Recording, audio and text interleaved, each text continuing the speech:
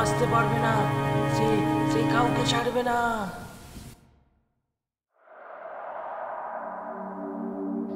গল্প শুরু করার আগে আমার সমস্ত শ্রোতা বন্ধুদের ভালোবাসা ও সহযোগিতা একান্তভাবে কাম্য করি।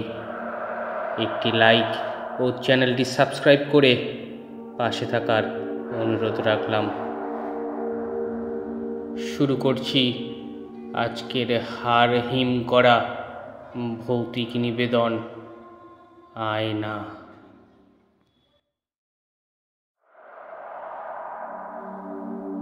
ঘড়িতে তখন রাত 1টা। হঠাৎ ঘুম ভেঙে গেল রফিকের।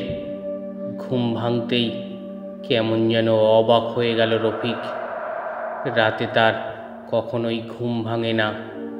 নিরিবিলি একা এই বাসায় সে সবসময় এক ঘুমে রাত পার করে দিয়েছে। তাহলে আজ হঠাৎ ঘুম ভেঙে যাওয়ার কারণটাই বা কি বুঝে উঠল না সে। বিছানা থেকে নামলো রফিক। বাথরুম পেয়েছে, হয়তো এই কারণেই ঘুম ভেঙেছে ভাবল সে। হঠাৎ রফিক খেয়াল করলো পুরো বাসাটা কেমন যেন ঠান্ডা হয়ে আছে। জুন মাসের এই গরমে বাসা এত ঠান্ডা হলো কিভাবে ভেবে পেল না সে। বৃষ্টি হয়েছে নাকি? বৃষ্টি হলেও এত ঠান্ডা হবার কথা তো নয়।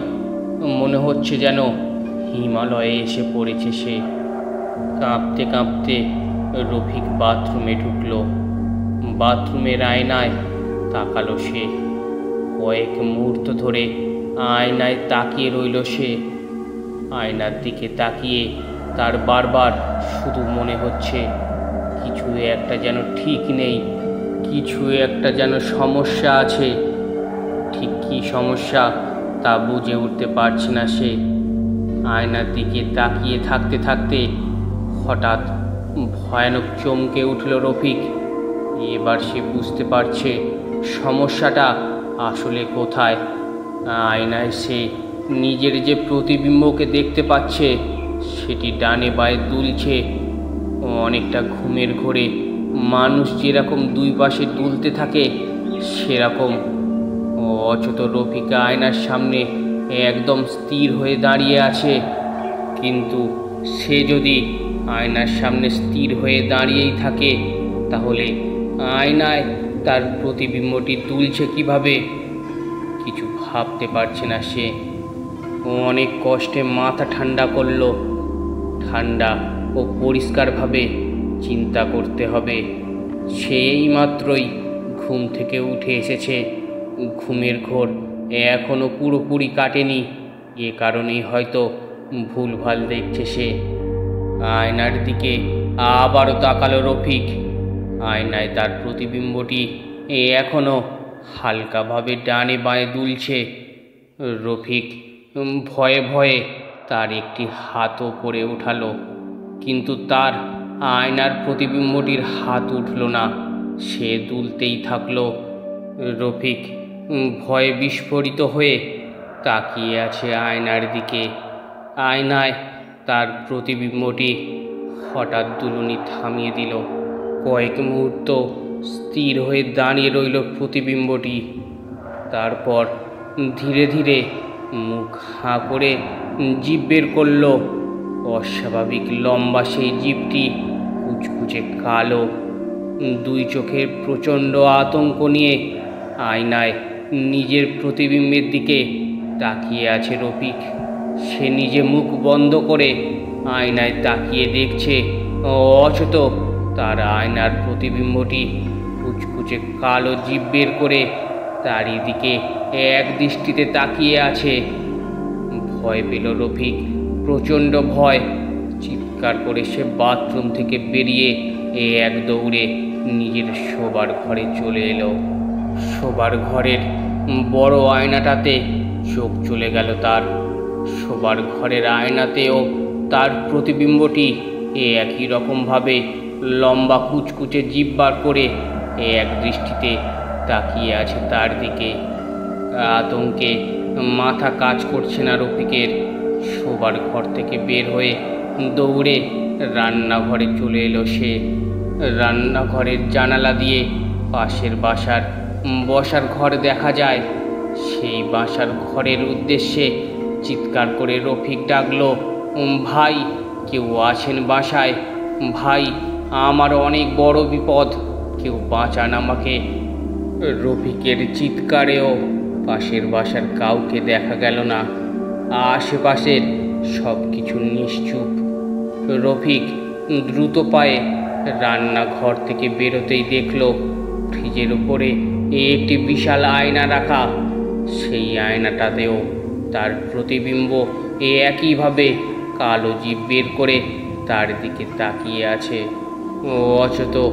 অচেত রফিক ভালো করেই জানে যে তার বাসার রান্নাঘরে কখনোই কোনো আয়না ছিল না।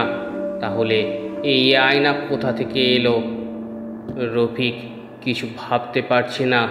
হঠাৎ সে খেয়াল করল আয়নায় তার প্রতিবিম্বটি ডেকে উঠল, রফিক। ঠিক একই সময়ে তার বাসার বাথরুমের আয়না ও শোবার ঘরের আয়নাতেও তার প্রতিবিম্বগুলো একইভাবে রফিক বলে ডেকে উঠল।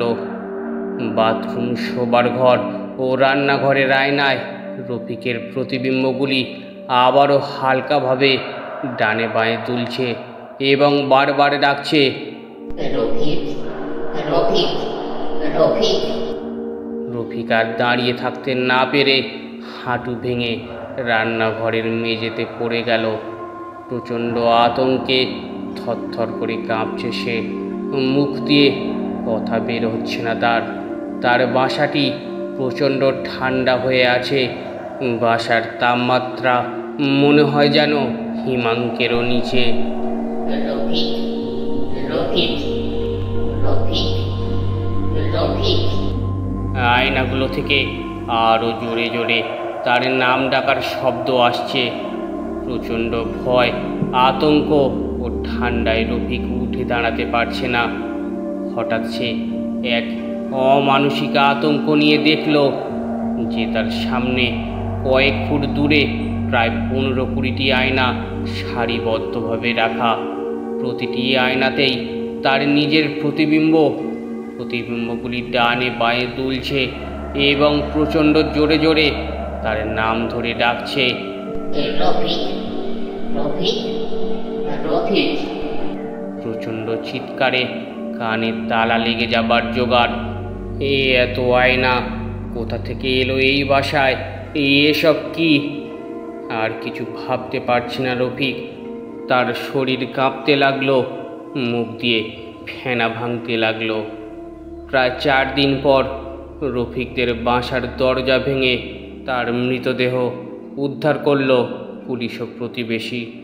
পুলিশ অবাক হয়ে লক্ষ্য করল যে পুরো বাসায় 100টিরও বেশি নানান রকমের আয়না ছড়িয়ে ছিটিয়ে পড়ে আছে। প্রতিটি আয়নার কাঁচ ভাঙা। গল্পটি কেমন লাগলো অবশ্যই কমেন্ট করে জানান। আর ভালো লাগলে চ্যানেলটি সাবস্ক্রাইব করে নিন। ধন্যবাদ।